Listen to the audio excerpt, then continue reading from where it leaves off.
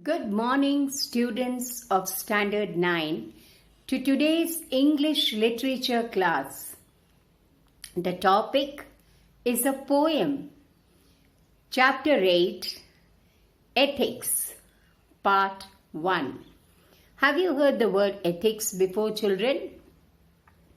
Ethics is a set of moral principles. It is a set of moral principles.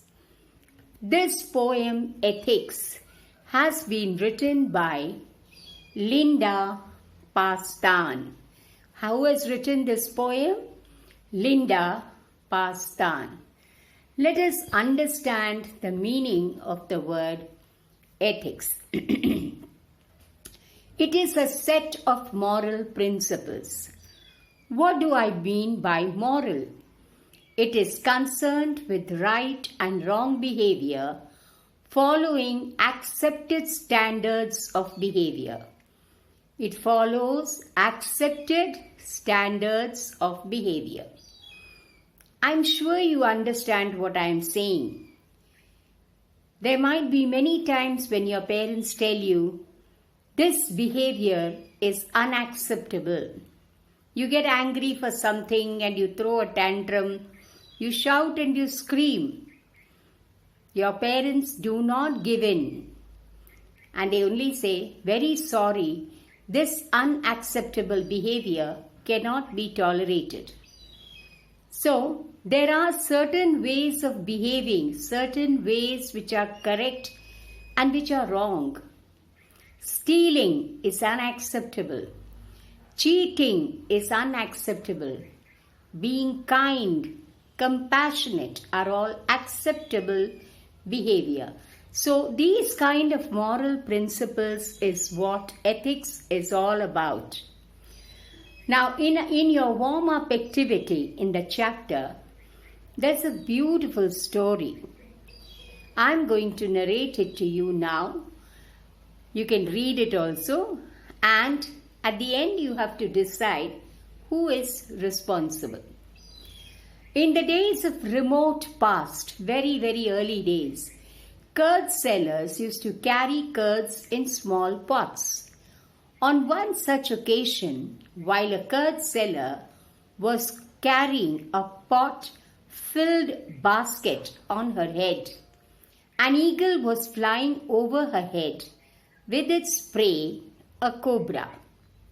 The angry and frightened cobra, in its attempt to free itself from the clutches of the eagle, was striking at the eagle with his hood. Are you understanding? There was a lady who was having a pot full of curd placed in a basket on her head. And above her head, there was an eagle that was flying with a cobra, which was its food. The cobra wanted to free itself from the clutches, means from the grip of the eagle. So it tried to move, and in order to escape, it started striking the eagle with its hood. What happened then? In this process, the snake's venom, what is venom? Poison. The poison that it has in its mouth fell into the curds. A little boy who ate the curds died. A trial was conducted and the curd seller was summoned to the king's court. Who was called to the king's court? The curd seller. The curd seller passed on the buck to the snake and the snake in turn to the eagle. So when the curd seller came there and the king questioned her how she could be so careless, etc. And she said, sir, it's not my fault. I had the basket on my head. I was walking. It is the fault of the snake. The snake said, it's not my fault. I would have done nothing like that had the eagle not caught me. The eagle pleaded its innocence. Pleaded its innocence means it said very innocently, see, the snake is my food. and nobody can tell me not to eat my food. So I was carrying my food in my beak and I was going. It is the fault of the snake to have put the venom. Okay, and the lady says it's the fault of the snake to have put the venom, and the snake blames the eagle. Who, according to you, should take the moral responsibility for the boy's death? They can be fighting against each other. Each one can blame the other, but one person has lost his life. Who is responsible morally? Yes, children? You think it is the snake's fault. Okay? You think it is the lady's fault. Why is the lady at fault? How can she keep her head up and walk? Can she keep her head up and walk and say, oh, what is going to fall into my curd? Very good. She should have covered her curds with a nice piece of cloth. You might have seen that sometimes when the milkman and all come, they tie a white cloth on top and then put the lid. What do you think is the reason for doing that? So that nothing external affects the food. So here also she should have been careful enough to tie a cloth on top or have a nice tight lid so that nothing can enter. She had probably placed the curd pot into that basket which she was carrying with no lid on the top. So it was very easy or easily exposed to the outer atmosphere, and it could be dust, it could be venom, it could be anything that could have fallen into it. Venom being liquid might have probably got mixed with the curd and the boy died. So it is the responsibility of the moral responsibility falls on the shoulders of the lady carrying the curds. Very well understood. Yes. So always remember, food especially needs to be covered and kept well covered. And in case there are certain things you are carrying which are liquid, always ensure that there is a white cloth or you have a plastic cover on it so that nothing can enter inside. Very good, children.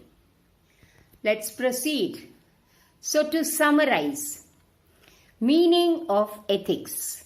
Ethics means doing something right or wrong. And ethical means right behavior, accepted actions. Unethical, that which nobody appreciates. I feel like shouting when the teacher is teaching in class. Is it ethical if you ask? Is it right behavior? Absolutely not. So, the way you conduct yourselves, the way you behave, the way you are able to maintain your cool, all this becomes part of ethics. Is it necessary to be ethical? The story of the eagle, snake and curd seller. Instances of confusion between right and wrong. That is examples where you find right and wrong are very, very close. Whether you do this will be right or wrong. You need to speculate, understand a lot before you do it. Poetess of the poem Ethics. Who is that? Linda Pastan. Very good. Some questions now. Answer the following questions in your notebooks. What do you understand by the term ethics? Who is the poetess here in this poem?